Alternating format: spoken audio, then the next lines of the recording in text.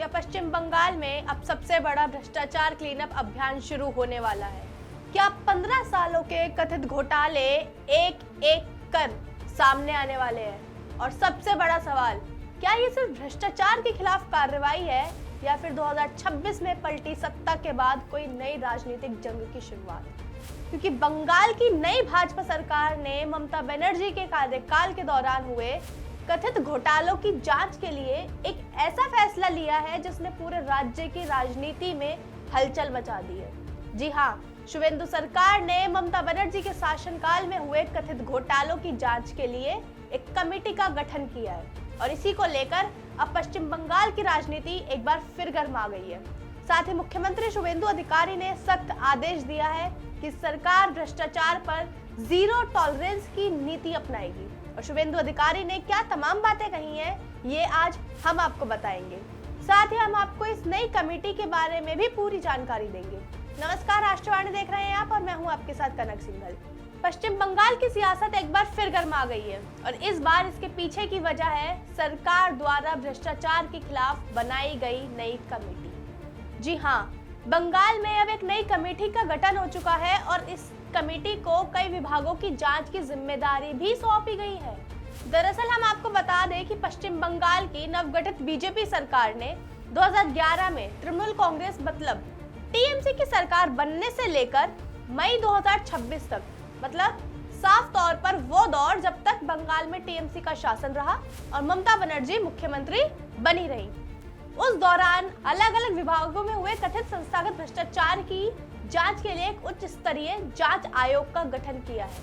मतलब इसे आसान भाषा में समझा जाए तो ममता बनर्जी की सरकार के दौरान कई बार ये आरोप उनकी सरकार पर लगे कि अलग अलग विभागों में भ्रष्टाचार हो रहा है और जिसकी पूरी जानकारी सरकार को है और अब इसी की जांच के लिए कमेटी का गठन किया गया है। साथ ही हम आपको बता दें कि इस आयोग की कमान कलकत्ता हाई कोर्ट के रिटायर्ड जज विश्वजीत बोस संभालेंगे और इस आयोग की जांच का दायरा भी काफी बड़ा रखा गया है।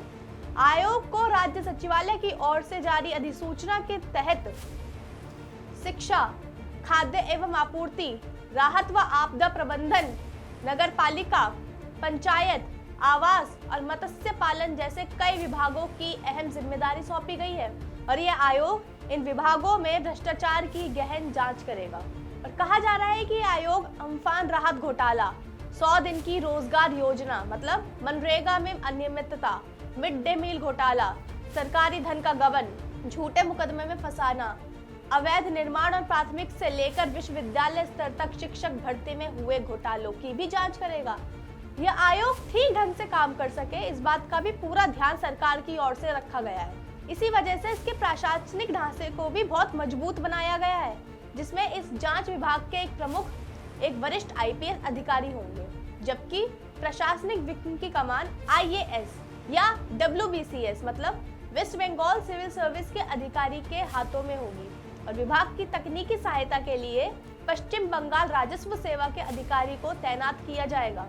साथ ही इस आयोग को सिर्फ जांच ही नहीं, काफी व्यापक अधिकार भी दिए गए हैं। जैसे आयोग को सिविल कोर्ट जैसी शक्तियां दी गई हैं, जिसका मतलब है कि अगर यह आयोग किसी भी व्यक्ति को समन भेजकर उसका बयान दर्ज कराना चाहता है तो वह करा सकता है और अगर भ्रष्टाचार की पुष्टि होती है तो सीधे पुलिस को एफआईआर दर्ज कराने की सिफारिश भी कर सकता है। लेकिन इसकी कुछ सीमाएं भी हैं, जैसे ये सीबीआई और ईडी के अधीन चल रहे मामलों में दखल नहीं देगा। और शुवेंदु अधिकारी का भ्रष्टाचार को लेकर हमेशा से ही सख्त रुख रहा है और उन्होंने विधानसभा में कड़ा रुख अपनाते हुए साफ किया था कि उनकी सरकार भ्रष्टाचार पर जीरो टॉलरेंस की नीति अपनाएगी। साथ ही उन्होंने चेतावनी भी दी कि पाए गए दोषियों को केवल जेल नहीं भेजा जाएगा, बल्कि अब भ्रष्टाचारियों की संपत्तियां भी जब्त की जाएंगी और उन्हें नीलाम भी कर दिया जाएगा और उनके आलीशान महलों में कोलकाता के फ्लाईओवरों के नीचे रहने वाले गरीबों को बसाया जाएगा। लेकिन फिलहाल देखना ये होगा कि आखिर इस जांच में किस किस का नाम सामने आएगा और जिनका नाम सामने आएगा क्या उन पर वही कार्रवाई होगी जो शुवेंदु अधिकारी ने कहा था। इन सब सवालों के जवाब आने वाले समय में मिलेंगे, लेकिन फिलहाल के लिए इतना तय है कि पश्चिम बंगाल की राजनीति अब सिर्फ सरकार बदलने तक सीमित नहीं है। अब लड़ाई पुराने शासन के कामकाज की जांच और जवाबदेही को लेकर भी होगी। आने वाले दिनों में इस आयोग की कार्यवाही पर सिर्फ बंगाल की नहीं बल्कि पूरे देश भर की नजर रहेगी। फिलहाल के लिए इतना ही। ऐसी तमाम खबरों के लिए जुड़े रहिए हमारे साथ और देखते रहिए राष्ट्रवादी। धन्यवाद।